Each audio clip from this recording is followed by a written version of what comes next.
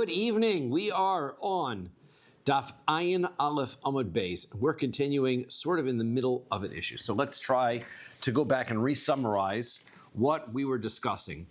Rav Ashi wanted to be able to bring a proof that the question that had come up was, how does a non-Jew acquire something? Does he acquire something by lifting the item, or is it by transferring the money? So Rav Ashi wanted to suggest that the Mashicha, the lifting of it, is not what causes the acquisition. And his proof was from the fact that Rav told all of the wine merchants that before you give the wine over to the non-Jew, you should set the price first, right? The logic being that when you set the price, and we determined that there was actually a monetary transaction that took place, you are selling the wine to the non-Jew first. Then when you pour it, and when you give him the wine, and he turns it into yayin nesach, it's already too late. He's already bought it. He bought it first before it was yayin nesach. Therefore, you can accept the money.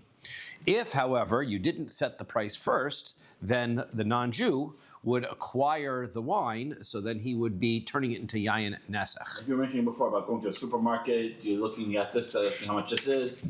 When you're holding it, they don't give money. Right. So then that's not that you're just browsing at that point, right? So therefore so now the question was that when if Mashicha, he points out that if lifting the item would cause the acquisition, why would you have to worry about yayin nesach? Because as soon as the non-Jew would pick the wine up, so then it would become his, and it wouldn't become yayin nesach until the wine got into the container and touched. And we had back and forth a while of how we sort of interpreted that circumstance, whether he was holding the cup, whether it was on the table, all of those kinds of circumstances. We wind up concluding that the circumstance is that we had this kind of the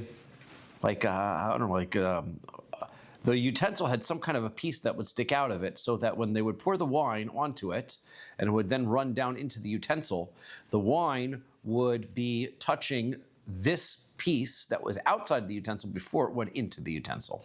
You like a funnel? It was like a funnel. I would almost like it, yeah.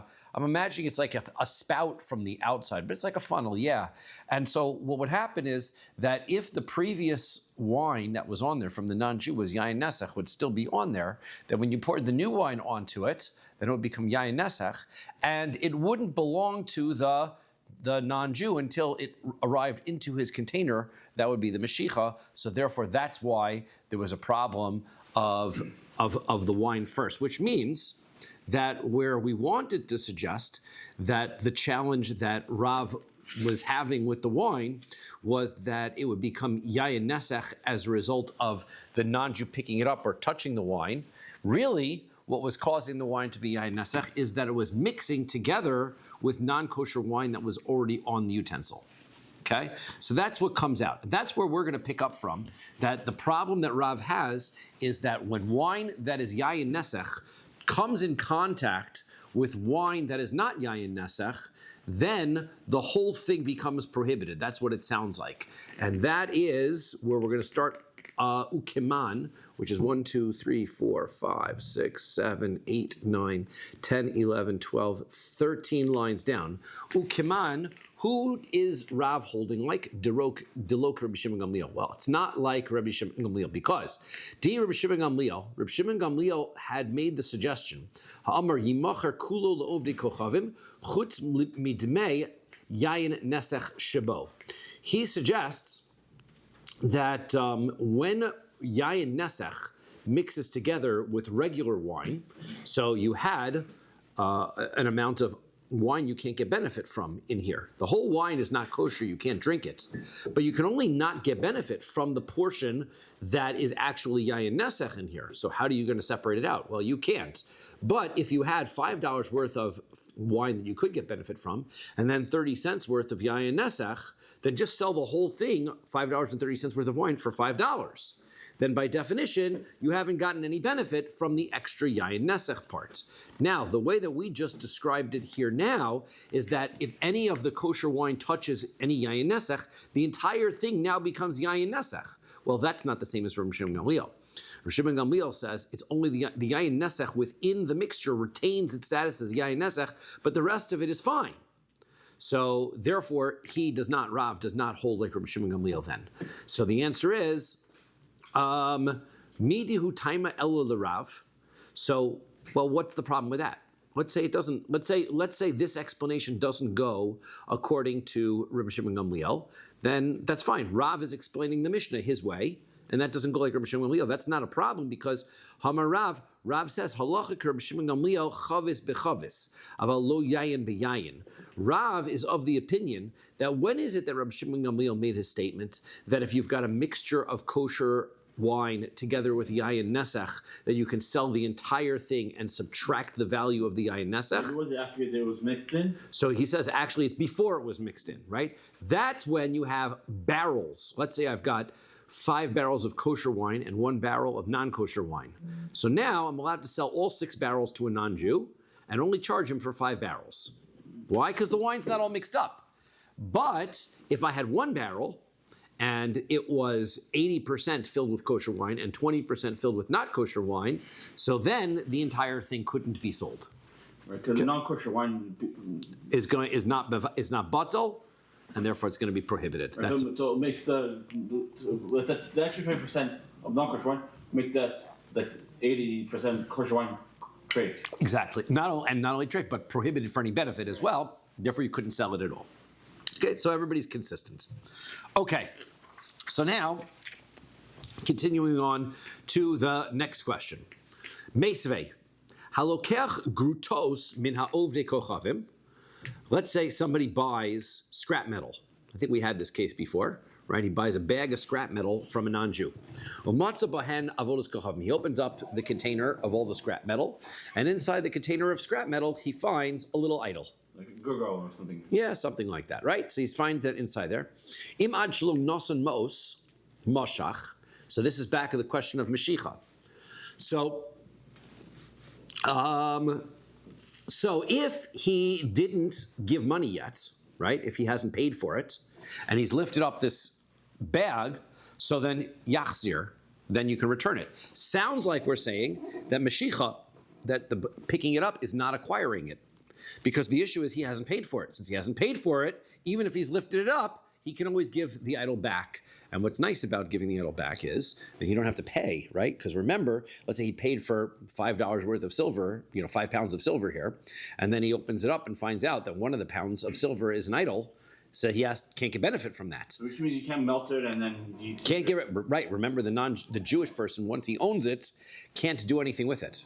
Right. Only a non-Jew, right? Only one. So therefore, the Jew does not want to own it. That's the most important part. Right.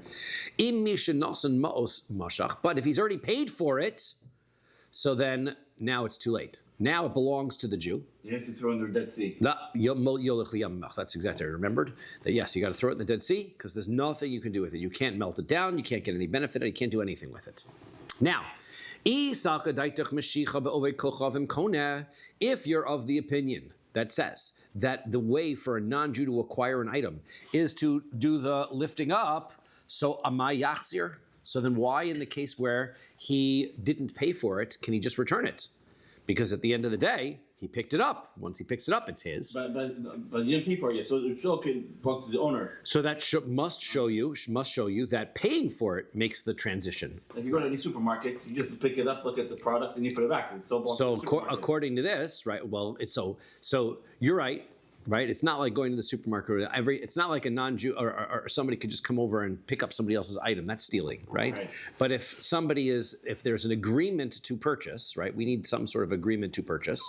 So if there's an agreement to purchase, which we had in this case, because the non-Jew was handing over and saying, here, take my bag of scrap metal, and you said, okay, thank you, and you picked it up. So now, in that circumstance, why is that picking it up not an acquisition, not an active acquisition? The answer is because it must be that paying is the acquisition. That's what we're trying to prove. So that's the proof. Okay, it sounds like a good proof. But Abaye is going to say, no, it's not a great proof. Amar Abaye says, Mishum de michzi ki mekach tos. The answer is, the reason why you can return it is because it seems like it is a false sale. Meaning, somebody told me that they're going to sell me scrap metal, and instead they sold me something that was not scrap metal that I couldn't use. That's a mistake. That's not a purchase. That's fair. So therefore, I can always back out of it. So therefore, if the purchase happened, right? If I tell somebody I want to buy, like you said, the supermarket, right? So I go to the store and I say, I'd like to buy a pound of apples. So the guy gives me a bag and goes, here's a pound of your apples. And then I take it out to pick it up, mine, I walk out to the car, I open it up, and it's a pound of bananas. Well, I hate bananas. So therefore, I go back inside and I say, I don't want it. He says, too late, you did Mashiach. No, you didn't. It doesn't matter. That's a mekach tos. It's a mistake. If you have no receipt, you're in trouble. So this is not gonna, that it doesn't work. So Amarava, so Rava says, problem with that answer is, if the issue is that the idol being slipped into the bag makes it a false sale or a mistaken sale, so then Reisha mekach tos sefer lav mekach tos. Why would the first case, where you paid for it, where you didn't pay for it, be a mistaken purchase? But when you do pay for it, it's not a mistaken purchase. Still a mistaken purchase. You're taking the bag, sight unseen, without seeing what's inside. You open it and find it's not what you expected. That should invalidate the sale. That's why you should look into the bag before you make it. It's a good idea, but even if you don't, doesn't matter. The sale doesn't count. Ella Amar Rava, so rather Rava says, Reisha v'seifa mekach tos. No, halachically speaking, right from a Torah perspective, halachically speaking, this is not a valid sale. If the non-Jew told you it was scrap metal and you opened it up and found an idol inside, that sale is not final. However, v'reisha delo yahiv zuzi. So in the first case, though, he hasn't paid for it. So what does that mean? Lo mischazi kavodas kochavim b'yad Yisrael. It doesn't have the appearance. The rabbis were afraid that it might look like you're selling idolatry. Well, in the first case, what happens? The guy says, here's the bag. I open the bag. I take a look inside and go, oh, there's an idol in here. Forget it. Take that back. I'll pay you for the rest. Okay, everybody sees what happened. I gave him the bag.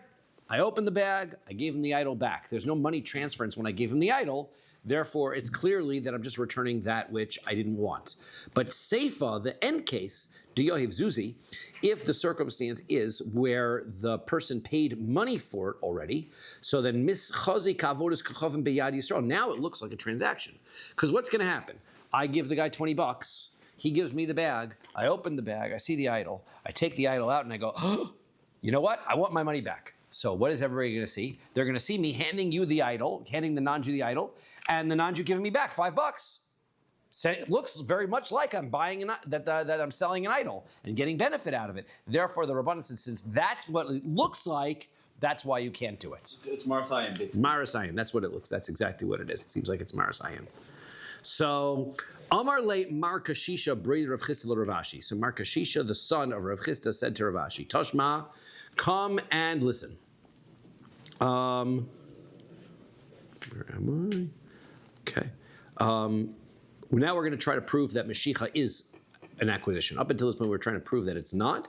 Now let's try to prove that it is. Yeno le'ove kochavim. If somebody's selling wine to a non-Jew, pasak adshel madad, our Mishnah says that if he establishes the price before you measure the wine out, then damav mutarim. Then he can pay you for the wine. Then the money is permissible. Now,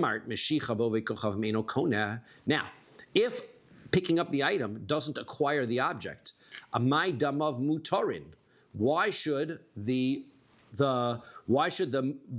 money be able to get paid? After all, fine. Here's the right. Let's go through what exactly happened. How much do you want for this wine? I want $5. Fine. Now, nobody ever handed over the $5. All they did was say, how much for the wine? The guy said $5. You said, fine. I handed him wine. He lifted it up. Now, if Mashiach is Koneh, great. Once he lifted it up, now it's his wine. He opens it up. It's Yayin Nesach. Doesn't matter. I sold it to him when it wasn't Yayin Nesach. Do you say Hari Yayin? Right, well, it is, yeah, he doesn't have to pronounce that it is. So now, on the other hand, right, if Mashiach is Koneh, so then that means that the lifting up is going to cause the acquisition. So then I understand what's going on, because I said, how much for this wine? He says $5. I said $5. He says, okay. I hand him the wine. He goes, it's mine. Now it's his. So therefore, that would make it permissible. But if Mashiach is not a purchase, then even if he lifts it up, it doesn't make it his. As soon as he opens the wine, it becomes Yain Nesach, and now he can't pay me for it. So, Hacha b'mayaskin, what are we dealing with here? Da'aktim le dinar. The answer is no. There was a monetary transaction that happened first. The non-Jew gave the Jew. He says he takes a $100 bill out of his pocket, puts it on the counter. The Jew takes it. He goes, okay, how much for the wine? He goes, $20. Okay. Now that we've established the price, I owe him change, but the purchase already happened. That's what happens. So therefore, what we're suggesting is it's not the Mashiach, not the lifting that causes the non-Jew to own it. It's the purchase. Okay, when did the purchase happen? The purchase happened when he gave him the $100 before he got changed.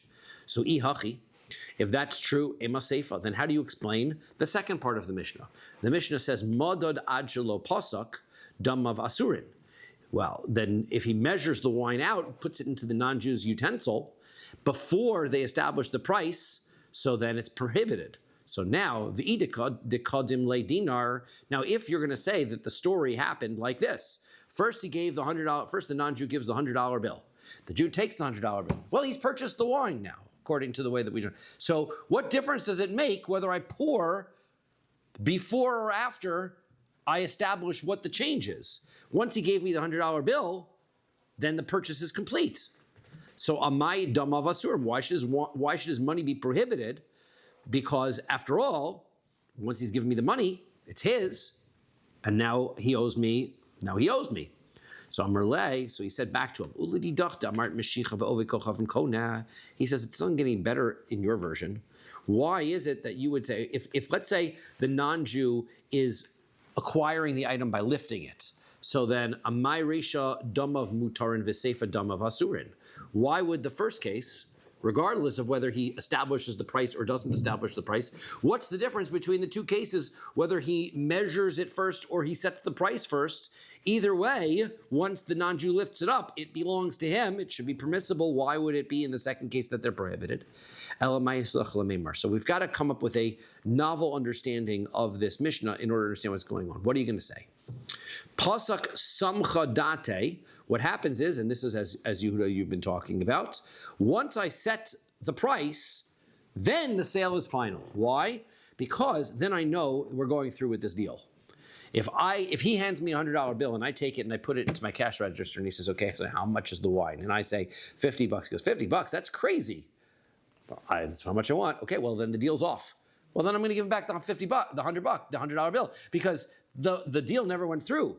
The deal only becomes finalized when the price gets set. Then we know we're going through it. Lo pasak, so therefore, if he doesn't set the price, lo samcha date. So then he doesn't know that he hasn't established it. So therefore, if he doesn't know that he's purchasing it, even if the non-Jew picks it up, it's just like you said in the supermarket, where the guy goes through and puts the things in his cart, then that doesn't make it his, because he hasn't purchased it yet. He hasn't gotten to the point of purchasing it. So then, ledini nami, well, if that's the case, that's the way I think also. Afagav dekadam ledinar, even though he may have given him money in the first place, pasak samcha date. Once he sets the price, that means that now the money that he gave him is really the transference of ownership. Lo pasak, but if they never set the price, lo samcha date, then they haven't finished the acquisition, and therefore if he is not sold, if he hasn't set the price yet, and he pours the wine for the non-Jew, it could become yain nesach.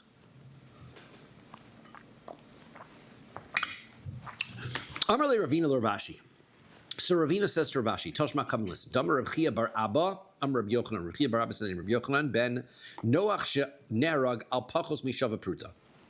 The rule of Sheva mitzvos b'nei Noach, as we've learned before in Masechah Sanhedrin, that if a non-Jew does any of the 7 Noachide laws, he transgresses, so he gets a misa, he gets a death sentence.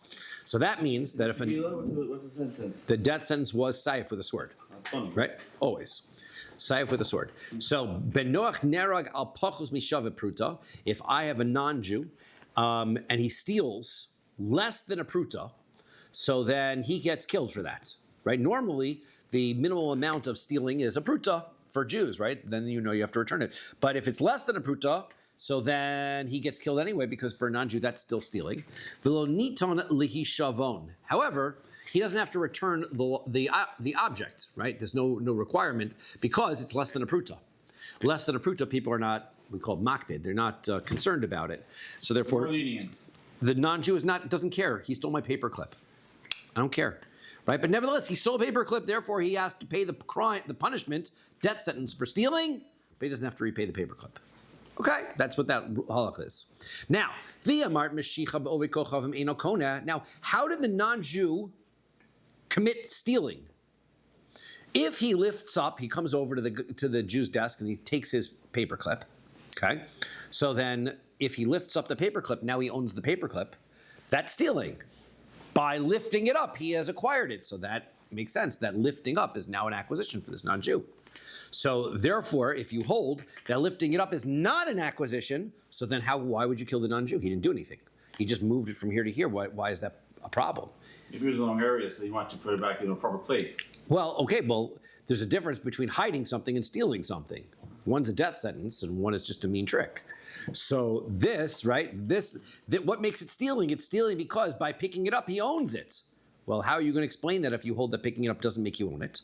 So my nerag, why would he be killed? The answer is, Mishum Titzarei Yisrael. The answer is, because that is exactly the point. Nuisance matters, right? The nuisance matters. If the non-Jew takes my paperclip and he puts it someplace where I cannot find it, that is the reason why he gets the death sentence. You can't cause that kind of distress to a Jew, and that is what is the problem.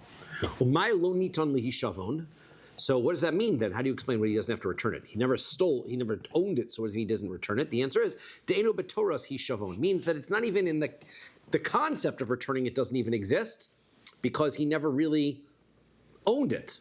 So ihachi, if that's true, amai ema seifa, so how are you going to explain the end of that? Ba chaveru v'notla mimenu, let's say another non-Jew comes, and he steals the paperclip from the first non-Jew. So one non-Jew steals the paperclip from the Jew, another non-Jew comes and steals the paperclip from the first non-Jew. So what happens? Nerag aleha. The second non-Jew gets killed for that. Now, bishlam areisha mishum ditzarei Yisrael. I understand why, according to if you're going to tell me that he got killed, the non-Jew is getting killed because he caused suffering to a Jew. Fine, then the first non-Jew caused the suffering to the Jew, right? Elaseifa, mayovid. But the second non-Jew, what did he do? He just moved it away from the non-Jew. So why should he get killed for that? Elashmamino, so therefore it must be clear, Meshicha b'ovei kochavim kona, that lifting up the object for a non-Jew is the kinyan, is the ownership. Shmamino, that is the conclusion, that non-Jews are able to acquire things by lifting them up. Okay. Ahu gavra, damar le lechavre. A certain fellow told his friend, mazvinina la laha'ara, if I'm going to sell my land, right, I'm not interested in selling my house yet. But he told his neighbor, if I sell, lecha mazvinin Allah, I'm going to sell it to you. When I'm ready to sell, I'll sell it to you. Azal zavna li'inish achrina. Then, later on, a couple of years go by, he sells it to somebody else, third party. So you like to. Yeah, now the question is whether he has. Can he go seize the property? Is it an illegal sale? He already promised me, so therefore it's mine, right? So what's to court? So that's the issue. Well, now he goes to court, so we got to have the answer. Somer Rav Yosef says, Kanakama, the first guy owns it. It's the first guy. He had right of refusal. He promised him. So Amar Rabbi, I guess it must have been by contract, right? And Rashi points out they must have done some kind of kinyan, some kind of acquisition indicating that that deal is final, right? It wasn't just a word of mouth and a handshake. You just signed the contract. They signed the contract. If I'm going to sell it, I'm going to sell it to you first. Sold it to somebody else. The first guy gets it. Amar le Abaye, but Abaye says, I've got a problem with that. V'halo pasak. He never set the price. How is that a deal? We never set a price. How do we know that if you don't set the price, it's not a final deal? Ditznan, our Mishnah. right? Our Mishnah says, Hamocher yeno le'oved kol chavim. Somebody sells wine to a non-Jew. Pasak ad shelo moded damav mutarin. If you set the price first, then it belongs to the non-Jew, and therefore it's not yayin nesech, and he can pay for it. Modad ad shelo pasak damav asurin. But if he measures it out after he set the price, then the non-Jew acquired it and made it yayin nesech. Right? The non-Jew made it yayin nesech before acquiring it, and now you can't get paid for it. So, therefore, you see, without a payment, doesn't have, right? So the Gemara asks, "My Haviyullah, what's the conclusion to that?" That was a good question, right? Does the first guy really get it or not? Well, the Gemara wants to know, "My Haviyullah, what do you mean, what's the conclusion?" Kidekamrinon, we just said it was a Mishnah. The Mishnah just said you need to set the price. So Abai is right. Abai quoted a Mishnah. Abai is right. So the answer is no. We mean it's not necessarily Abai might not be correct because Dilma chumra di yayin nesech shani. Remember, yayin nesech is idolatry. Therefore, we're overly cautious when it comes to idolatry. It could be that when it comes to idolatry, we're not really sure whether you need to set the price or not. When it comes to idolatry, we're going to say you better set the price, otherwise it could be yayin nesech. But when it comes to the house, he's going to hamotzi mechaver levarai. He's got to prove that he had that deal finalized, and without setting the price, it's not a final deal. They should have negotiated. So they never negotiated. That's the issue. So therefore, it's not clear. So therefore, we've got to come and bring more proofs. Toshma, come and listen on the following brisa. To Amar Rav Idi bar Abin. Rav Idi bar Abin said, Uvda hava be Rav Chisda. So there was a circumstance that happened in the base medrash of Rav Chisda. Rav Chisda be Rav Huna, and Rav Chisda went to the base medrash of Rav Huna in order to have the two of them figure out what the answer is to this question. Upashte mehaditnan, and they came to the conclusion from the following Mishnah. Mashach chamarav upalav. Let's say somebody has right the shipping company sends over a whole bunch of stuff. Right, so the guy wants to make an acquisition. His new stuff has arrived. He wants to now make his acquisition, make it his. So there are donkey drivers and there are schleppers, right? They're each carrying stuff. So what does he do? He tells the schleppers and the donkey drivers, he yanks them over into his house. He yanks them over. He yanks them over to his house. So now, bein pasak ad shelo madad, bein madad ad shelo pasak. It doesn't make, if he does that, it doesn't matter whether they set a price for the goods that these guys are carrying or they didn't. Either way, lo kana, that's not an acquisition. Why? Because pulling a guy is not an acquisition, right? We have to say that he has to lift the item, but pulling the guy who's holding the item is not an acquisition. That guy is still holding it. No, he owns the guy who owns the item. Right, so he can't own the guy who owns the item, so therefore that's not going to work. Ushneim yecholin lachzor bahen. Therefore, both of them could go back on the deal, right? Because he didn't acquire the stuff yet. Parkon, now, if the movers and the donkey drivers took the stuff off, they put it down in the driveway, so now he takes the stuff from his driveway into his house. Okay, so now comes the question. Pasak ad shelo madad, if they had a price that they agreed to before he measures the stuff and brings and then they can't renege on the deal because the price is set. So therefore, when he brings it into his garage, he's acquiring the object, and now he can't. Now that's it. The deal's done, and now he can't say, "Okay, take my stuff back," unless he has a return policy. That he can't make the guy take. He has to pay for it. Madad ad shelo pasak. Now, if he dragged all the stuff into his garage, then went out to the guy and said, "Okay, how much do you want for it?" Right? Let's say he's like what they don't have Craigslist. What's the name of the ones that everybody has here? Kijiji. That's the one everybody uses here, right? Kijiji, right? The guy shows up and he goes, "Oh, I love that all the things that you brought for me." Right? Or one of those exactly. I love all that stuff. Bring it in. Now, how much do you want for it? The sale's not final because he never asked that question. So Shnein Yecholin Lachzor, they both can retract on the deal. Because the fact that he brought it into his house without he set the price doesn't mean anything. So therefore, that's a proof. Abayi's point is valid. The deal is not a deal unless you set the price. So the fact that one guy said, "I'll sell you the house first," and then he didn't sell it to him, he doesn't owe the first guy the house because he never set the price. Another case like that. Ahu Gavra Amar Le Lechavre. Person said to his friend, if I'm going to sell this land, b'mea zuzi. Then I'm going to sell it to you for 100 zuz. Now there's a price. Okay, that's the exact price.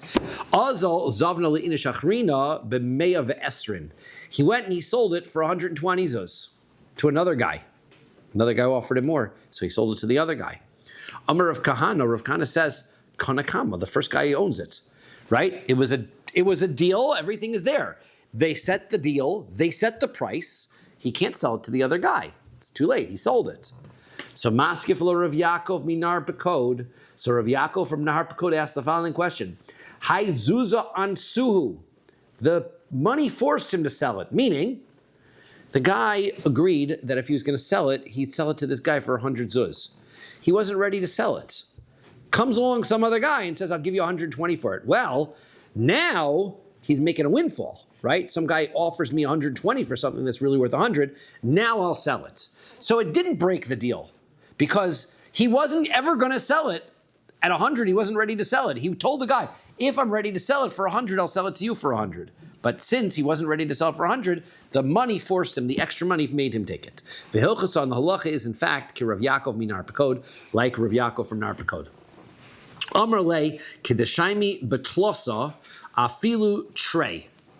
Now, let's say they don't have a price set, but they make the following agreement. They say, when I'm ready to sell it, we're going to go to an appraiser, and they are going to tell us what it's worth, and that's what you'll pay. That's a deal. They've set up, even though they might not know the price today, because the price might fluctuate, could be worth more in 3-4 years, right? It's like a pawn shop situation. So they're going to say, whatever it's worth, we'll have an evaluator come and tell. Now, usually an evaluation is done in Beis Din, and an evaluation done in Beis Din requires 3 people. So, afilu trey migo tlosa, if 2 out of the 3 in Beis Din say this is what it's worth, that's fine. That's what they meant to follow. They didn't need a 3 unanimous. He said 3. He meant in a Beis Din.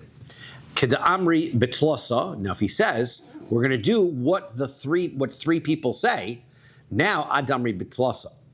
So now he needs all 3 people because he was specified. He made it clear. I need all 3 people. Kedeshaimi barba. Now, if he says let's go to a group of 4 and have it evaluated, even though he didn't specify that he needed all 4. Ad Amri Barba, you need to have all 4 say. Why? Because there's no reason to go to 4 people. A Beis Din is 3.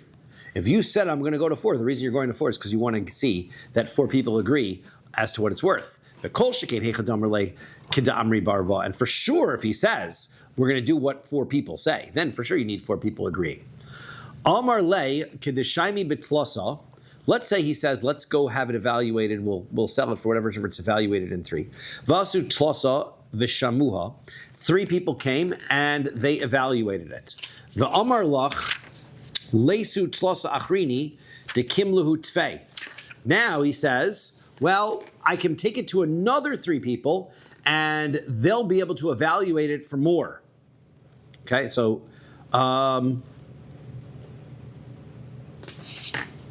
right, I want to bring 3 people, right, and they're going to evaluate it for more. So now, can he do that? Because is he allowed to say, right? The agreement was we'd go to base. We did. Now you're allowed to. Now you say, well, I don't agree with their appraisal. I want more. So then you're not allowed to do it because if you take it to Beis Din are the judges, and you have to go according to what the judges say. So there, right, and now he made an agreement that he was going to follow it. So Rav Papa says, Dinahu de ma'akev. So he says the halacha is. Yeah, the purchaser can say, no, this is the deal. We had a deal. We were going to go get it appraised. Whatever it got appraised for. I'm sorry you don't like the appraisal, but that's the deal. Maskif lo Rav Huna braid Rav Yoshua. So Rav Huna, the son of Rav Yoshua, asked the following question. Mimai dehani kim lehu tfei, dil mi hani kim lehu tfei. He says, well, who says that the second set is going to be more expert than the first set? Right? And that's your presumption. I want to go to somebody else. Well, at the end of the day, even if you got a second opinion, who's to say the first opinion wasn't right? So the hilchasa, the halacha is Rav Huna braid Rav Yeshua, that the halacha is like Rav Huna braid Rav Yeshua. You don't go and get that second opinion. You have to be able to sell it for that initial price. Next Mishnah. Okay, Natal es ha mashpech umadad. So. The Jew is selling wine to the non-Jew, Okay? And then, after he sells it to a non-Jew, he goes back to sell it to a Jew. So he takes the same funnel, he had the funnel and he used it to sell the wine to the non-Jew, put it into the non-Jew's utensils. Then he takes the same funnel and he goes to the Jew and he starts to measure it out in his. Right, so he says, first he measures out into the utensil of the non-Jew, and then he goes and measures it out into the utensil of the Jew. If that utensil, the funnel, has some wine left over on it from the non-Jew's utensil, so then aser, then it's going to be prohibited.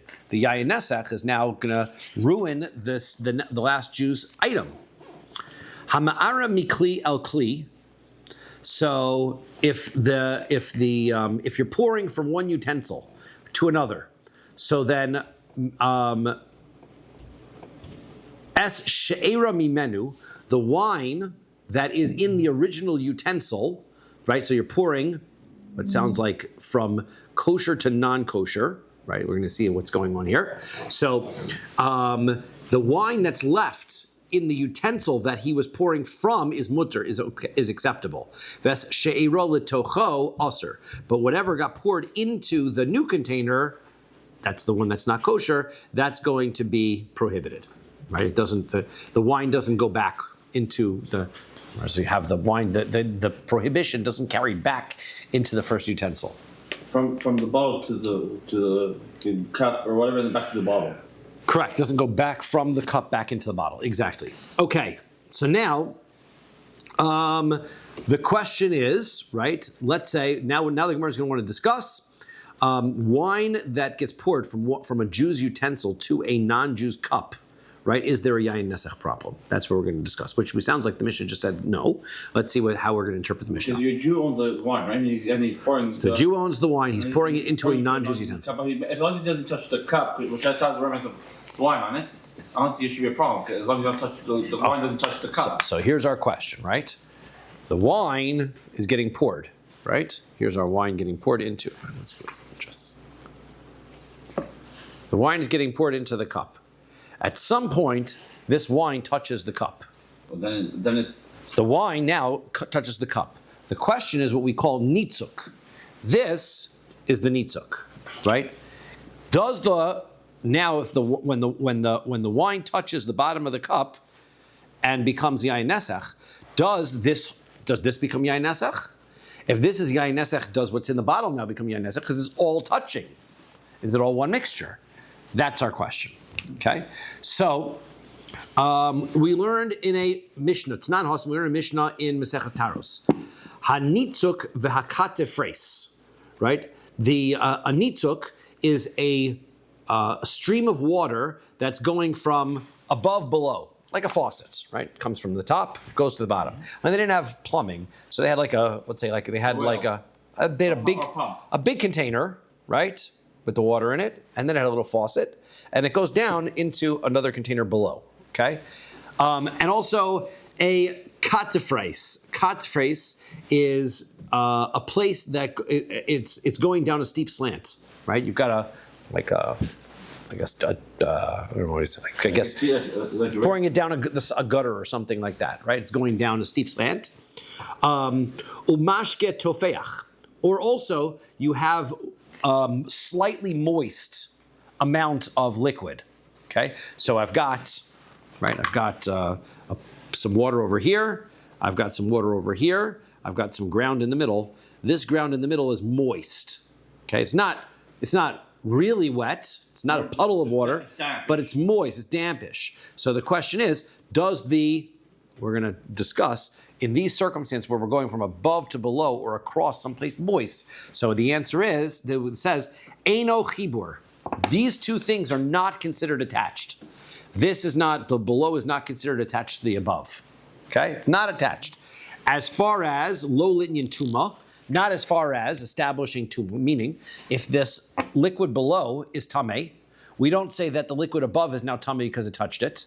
We don't say that if this is tameh, then this one is touching it, it's also tameh. That's not touching. Okay?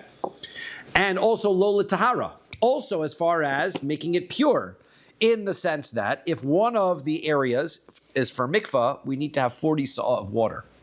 So let's say I've got 40 saw over here, and this one's got less than 40 saw. Can I use this one as a mikvah? No. Well, if the two of these are touching, then yes. But since they are not touching, this one is too small to be mikvah. I cannot use it. Right? That's why when we have our kelim mikvahs, right? A lot of kelim mikvahs are small. Or new mikvahs that they can't, or new mikvahs, Mikvahs they'll touch, right? They'll touch to the other mikvah, make it kosher, right? You need to be able to have the original mikvah be of sufficient size, and they actually have to touch. The liquid has to touch. You can't simply have moisture. You have to wait for a certain amount of rain before you fill it up or whatever it is. That is correct. So all that. So that's what we're saying. So it doesn't transfer tuma and it doesn't transfer tahara. Amar Rav Huna. So Rav Huna says. Oh, did I skip something? Hang on a second. Oh, I'm sorry, skip. Ha'ash boren chibor letuma uletahara. He says, if you've got a crack in the ground, right, between these two, and the crack in the ground has got some water and liquid actually running through it, now that connects. So then that is chibor letuma uletahara. That is a connection for tuma and tahara. Okay, so that's Amar Rav Huna. So Rav Huna says, nitzuk v'katifres umashke tofeach chibur linyan nesach. So he says, Rav Huna says, while we suggested that the liquid pouring down doesn't connect as far as tumah or tahara is concerned, when it comes to yayin nesach, it does.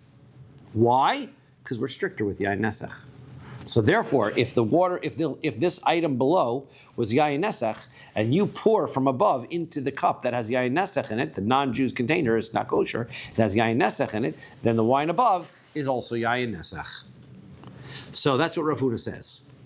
Amar le Rav Nachman le Rav Huna. Rav Nachman said to Rav Huna, min halach. He says, where do you know this halacha from? Where did you know that we're stricter when it comes to, right? The Mishnah says not like you. The Mishnah says that they're not supposed to connect, and now you say they do. So how do you know you're right? So ilema miditnan. So maybe because we take a look at what we learn in our Mishnah says. That our Mishnah says, Hanitzuk v'akati farsu mashke tofeach eino chibur, that the Mishnah says that when it's flowing from above to below, whether it's through direct pouring or whether it's through an incline or whether it is through two items that are side by side with moisture in between, lo latuma lo tahara, they're not connected whether for purity or for impurity. So that means that what the Mishnah is trying to say, latuma lo tahara hu delo, it's only they're not connected when it comes to purity and impurity, but havi chibur, they're not connected. Hala inyan yayin nesach havi chibur, but as far as the halachos of yayin nesach, they are connected. So ema seifa, that can't be what it's saying, because look what the end says. Hashboren chibur latuma lo tahara, that if there was a crack in the ground and there was actually liquid in it, they would be connected. So what does that mean? Latuma latahara hu dehave chibur. It's only connected. That would only be connected as far as tuma and tahara goes. Halin yayin nesach lo havi chibur, but it wouldn't be for yayin nesach. That makes no sense. For that's for sure going to be connected. If it's connected in tuma and tahara, for sure it's connected for yayin nesach. So therefore, ella mehal leka lamashmina. Clearly, that Mishnah is only dealing with tuma and tahara. You can't learn any rules about yayin nesach from it. So therefore, that's not your source. So we're trying to find a source for Rav Huna's rule that when it comes to yayin nesach, we have to worry about the pouring from above to below. Tanan, we learned in our Mishnah, Nato es hamashpech umadad letoch tzluchiso shel ove kochavim. Our Mishnah says that the guy had a funnel, right? And he was pouring the wine into the funnel, and it goes into the non-Jew's utensil. Okay, into the funnel. Then he takes that funnel and he goes into the Jew's utensil.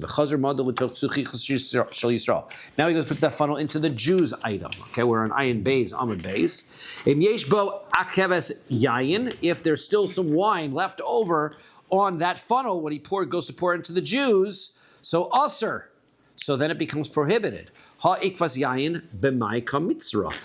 the wine from this funnel become prohibited? Right? How? Because it splashes. Oh, well, that's a good answer. They're going to presume that the way that it works is, right, this is my funnel, right? And then I've got my container over here, right, that I'm pouring it into. And I've got my funnel, right? So what happens is the liquid runs in a steady stream into this utensil, and it's the stream that's connecting, and that's what makes the funnel no good. the connecting stream, that's a proof for Rav Huna's point. Okay? So, isn't it the connecting stream? Shema minon nitzuk chibur. That shows us that's Rav Huna's rule, that the stream is connecting. So, Tani Rabbi Chia. So, Rabbi Chia says, no, this is how you understand our Mishnah. That's not the truth. What happened is that when he put the funnel in, the funnel was actually inside the utensil, right? The funnel went all the way into the utensil. And then when it filled up, right, it filled all the way up to here and covered the bottom of the funnel. That's how the wine got on. That was a different story. That's not the stream. That's actually from the utensil. That's through contact itself. That's contact itself. So that's what's going on. So,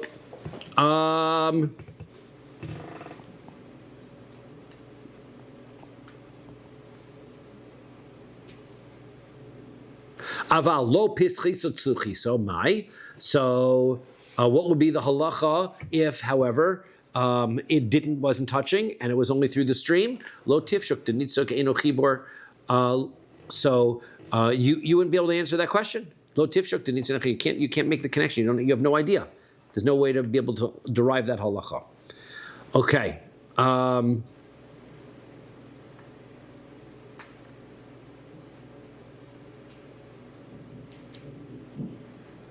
So shouldn't we come to the conclusion? Sorry, that's the same. My lo tifshot denitzuk eno chibur. Then, if that's the case that it needs to touch, shouldn't you come to the conclusion that the stream is not significant enough? The answer is lo. No, you can't come to that conclusion either because pachsasot tifshot lach to aser. If the wine actually comes from the container and touches the funnel, then for sure it's prohibited. Nitzuk tibai. But as far as the stream is concerned, that we still have a question and we're unclear. So that can't prove anything from our Mishnah.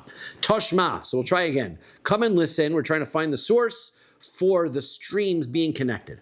Hama'ara mikli lekli. Somebody is pouring from one utensil to another utensil. Es shema'ara mimenu mutter.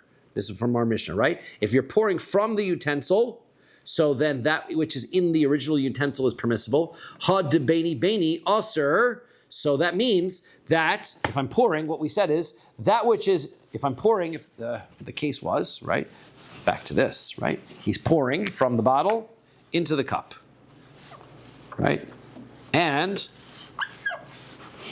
what is in the cup is prohibited, clearly it's yayin nesach, and now we're suggesting that even what's being poured is also, so he says, sorry, what is in the bottle though is mutter, we said, which means that whatever's in between must be usher too. Because whatever's in the bottle is still fresh, but when you're pouring in, it's the stream. So, and this is, plus the stream is what's connected. This is only connected to the stream. It's like a third thing. So therefore, we're going to just, the stream is connected. So that's what we're trying to say. So shma mino nitzuk chibur.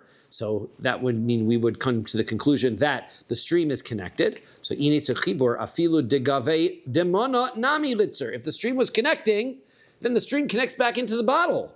What's in the bottle should also be prohibited. So halokasha, it's not a problem. To kamaktif ketufi, the answer is, what he does is, he takes it and he pours and stops, pours and stops, pours and stops. There's never a long enough connection to go all the way from the cup back into the bottle. Like you went to the city when you're pouring down. Yes, Small little drops, exactly, little bits. That's what he did. So therefore, what is outside of the bottle is going to be prohibited all the way back, right? Mikol makom nitzuk chibur. So at the end of the day, you're going to come to the conclusion that that which is connected, the nitzuk, the stream, is connected. Ulatamech. Well, wait a second. If what you're saying is true, Ema Sefer, the end says, Es she'iro letocho hu de'osir. The last part of the Mishnah says that if you're pouring, whatever is in the utensil is prohibited, which seems to imply that the stream is permitted. Had debeni beni shari. That means whatever's on its way is permissible.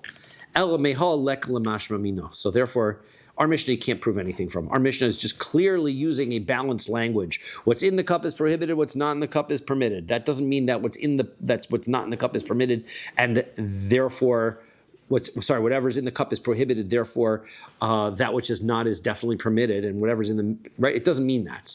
So therefore, there's no way to prove anything about the nitzuk. The Mishnah says, this is okay, this is not okay. As far as this is concerned, we don't know. It's questionable.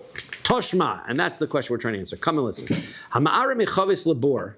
If somebody is pouring from a barrel into a cistern, kiluach hayorid misfas chavis lemata aser. The pouring that goes from the edge of the barrel into the cistern, if the cistern has yain nesach in it, is all prohibited. Okay, so therefore you could see that the pouring is considered connected. Tirgama Rav Sheshes says, no, that's be'ove kochavim hama'ara. In that case, the non-Jew is doing the pouring. And therefore, the reason why the pouring out of the barrel is yain nesach, because it's coming mikoach the goy, from the power and the strength of the non-Jew, which we said makes yain nesach, dasi mikocho. Well, ove kochavim hama'ara. So if the non-Jew is doing the pouring, afilu gav dechavisa nami mitzer. So then whatever's in the barrel should also be yain nesach. Once you start pouring the wine, whatever's in the barrel is also yain nesach. So the answer is koach de'ove kochavim midrabanan hu da'asir.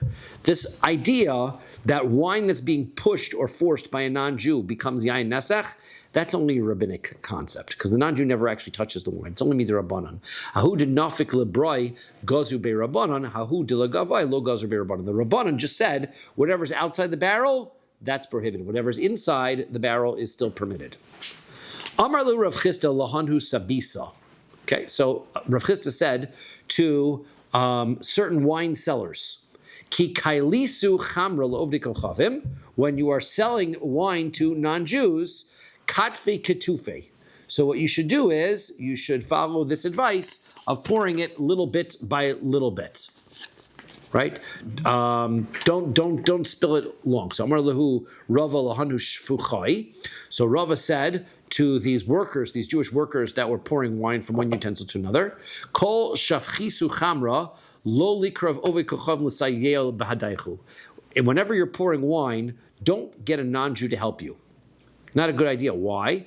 Dilma mishtalisu, because one time you might get a little tired. And then vishadusu le ale, and then you'll rely on him who's helping you pour. Vikasi mikocho v'aser. Now it's going to come, the wine's going to pour out from his koach, and that'll be aser. That'll be a problem of yain nesach. Hahu gavra de'osik chamra begishta ubas gishta. There was a person who made a siphon, and he made it from two tubes, right? He got a reed. He got reed number one, right? This is a reed, and he cut it at a right angle, right like this. Then he got a reed number two, and he cut it at a right angle like this. So he had this kind of a thing. He put one end of the tube into a barrel of wine. Then he sucked on the other end, got the flow going, and he created a vacuum. Then the flow continued by itself into the other barrel. And this way he was siphoning all the wine from barrel number one into barrel number two. Okay, that's what he was doing. So Asrei Rava lekule chamra. So Rava says that this I guess the story happened where the where the person who's doing the siphoning was not Jewish. So he says that the whole barrel of wine is now yain nesach. It's like being transferred by the non-Jew. Even though only the first part of the wine was with the effort of the non-Jew, and the rest came by itself, it's all considered from his koach, from his efforts. Amalei Rav Papa l'Rava. Rav Papa says to Rava, "Amri lo Rav Ada bar Masna l'Rava," and some says Rav Ada bar Masna l'Rava. V'amri lo Ravina l'Rava. Some says Ravina said to Rava.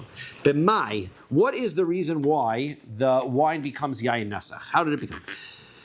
Benitzuk. Right? Is it that the pouring from here, this is no different than pouring. So how are these two barrels of wine connected? He says it must be that what's happening is that this is nitzuk. This is the same thing as pouring. One second, I want to make sure I understand the case.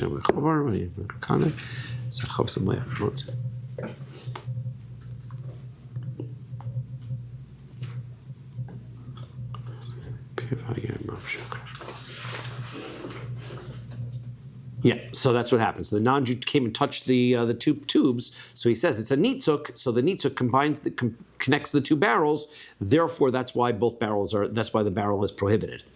Both barrels are prohibited. So even the first barrel, right? Even though the second barrel, fine, he moves the wine, so the barrel, what's in the second barrel might be prohibited, but what's in the first barrel is not. He says no, they're now connected. Why? Is that like nitzuk? So is that like the pouring? So the answer is no. He says, Chibur Shani, this connection is different. Dekuli Chamra Agishta Ubas Gishta Gerir. This is like drawn through. Since the natural vacuum already connects the two, this isn't pouring. This is like having a tube connect the two barrels directly together. So therefore, even though it goes out of the barrel back in there, it's all connected like it's one barrel. Stream. That's right. It's all one going. So therefore, that is prohibited, and it has nothing to do with the regular case of stream. So that's a good place to stop.